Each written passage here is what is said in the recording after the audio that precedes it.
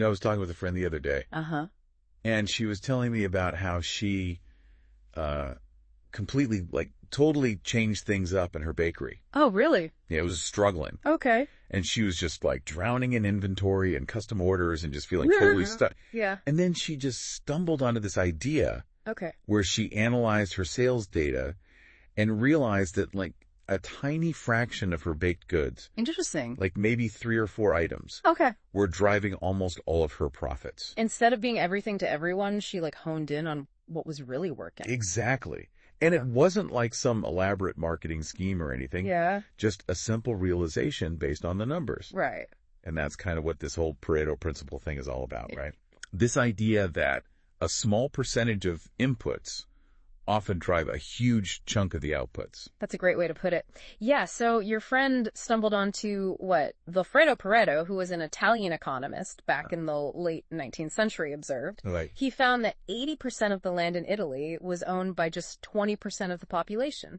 Wow. And that kind of got his wheels turning. Yeah. And he started to see this imbalanced distribution in other things, even like the yield from his pea plants. Really? Of all things. Wow. So it's not just about land or peas or whatever. Right. It's like this underlying pattern Exactly. that we see kind of everywhere. It pops up everywhere. Yeah. Okay, so this is what we call the Pareto principle.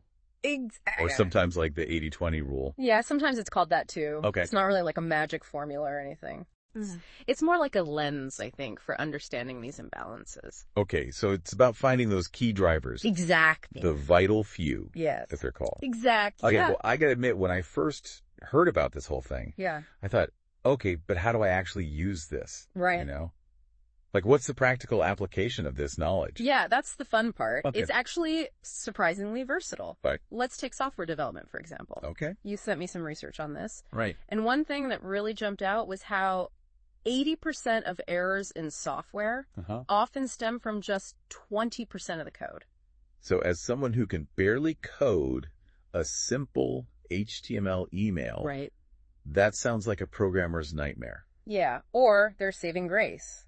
Imagine you're a programmer and you spend weeks debugging thousands of lines of code, Right. only to realize that most of the issues were concentrated in this tiny section. Okay, so instead of trying to fix everything, Yeah, you focus your energy where it really matters. exactly. Yeah, maximizing impact, not just effort. And that's key here. Okay. It's not that you neglect the other 80%, Right. but it's about targeting your efforts strategically to get the highest return. So it's like finding those pressure points where a little bit of effort Exactly. gets you these really outsized results. Exactly. Now let's shift gears a little bit. Okay. And talk about something a bit more relatable. Okay, I'm all ears. How about customer service? Okay.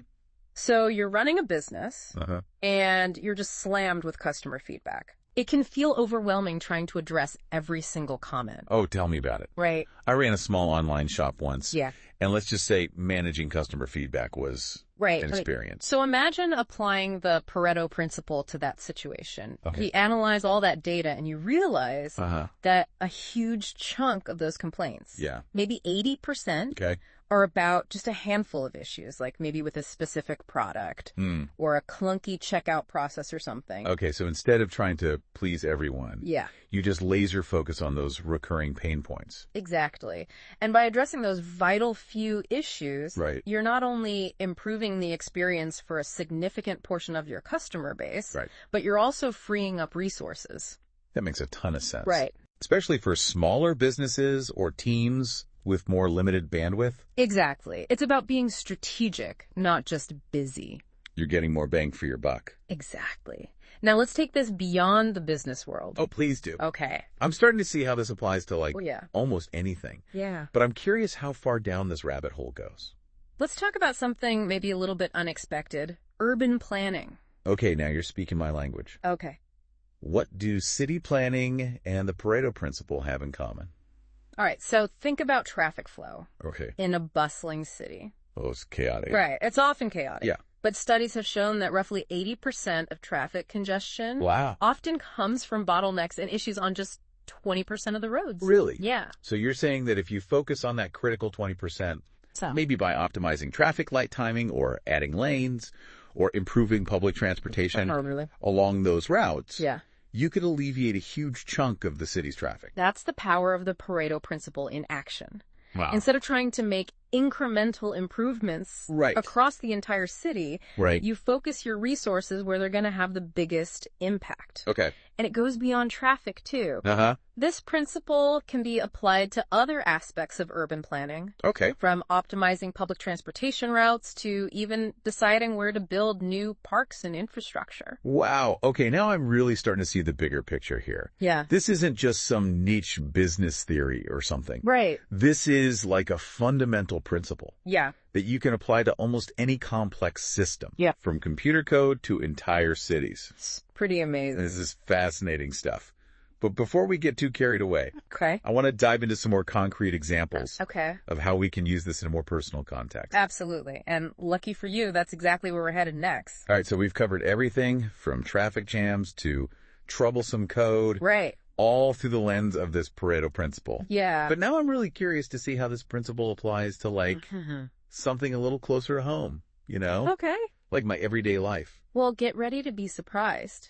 Okay. Because this principle can pop up in some of the most unexpected places. Mm-hmm. Take something as simple as, like, your wardrobe. Okay, now you're just messing with me. No, I'm serious. What does the Pareto principle have to do with my overflowing closet?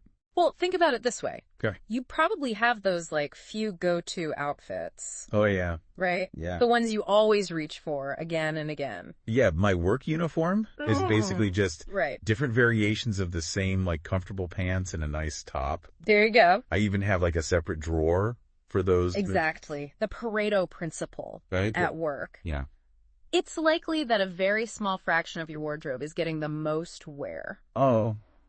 Okay. It's maybe even like 80% of the time, even though it makes up a much smaller percentage of your actual clothing. So you're saying I could get rid of like 80% of my clothes and be just as well dressed?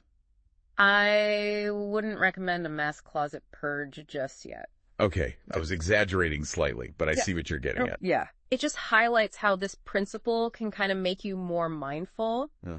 Even in these, like, everyday situations. Okay. You know, by recognizing those imbalances. Uh-huh.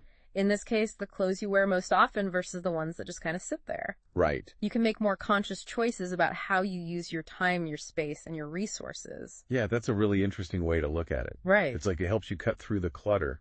Exactly. And focus on what really matters. Yeah. And not just with your clothes. Right. Whether it's in your work or even, like we were saying, like your city's infrastructure. Yeah, it's about identifying those leverage points. Exactly. Where a little bit of effort can lead to big results.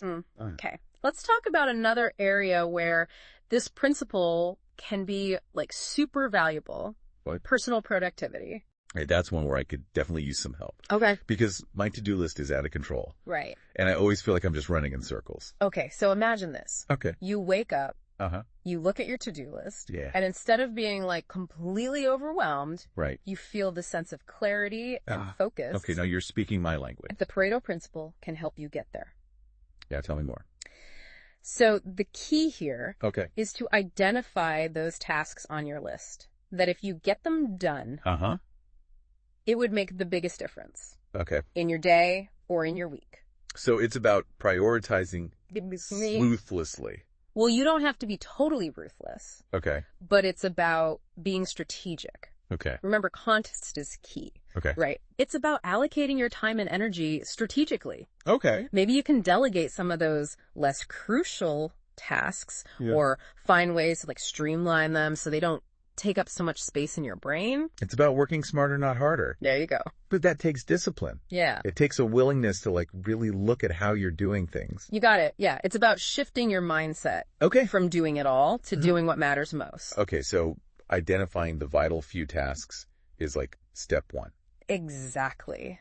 That's a great starting point. Right. But the real magic happens when you start thinking about how to leverage this principle to reach your goals. Okay, so let's say I've identified my top 3 most important goals for the year. Okay.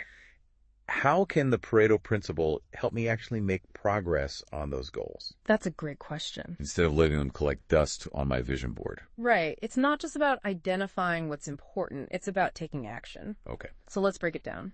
So we've established this Pareto principle can be like a secret weapon. Right. For tackling those to-do lists. Yeah. even planning cities and wardrobes. And wardrobes. Can't forget those. Right. But how can it help me actually achieve those, like, big goals? Right. You know, the ones that feel kind of daunting. Of course. Well, imagine applying this whole vital few idea to the goal itself. Okay. Let's say your big goal is writing a novel. Okay. That can feel overwhelming, right? Oh, tell me about it.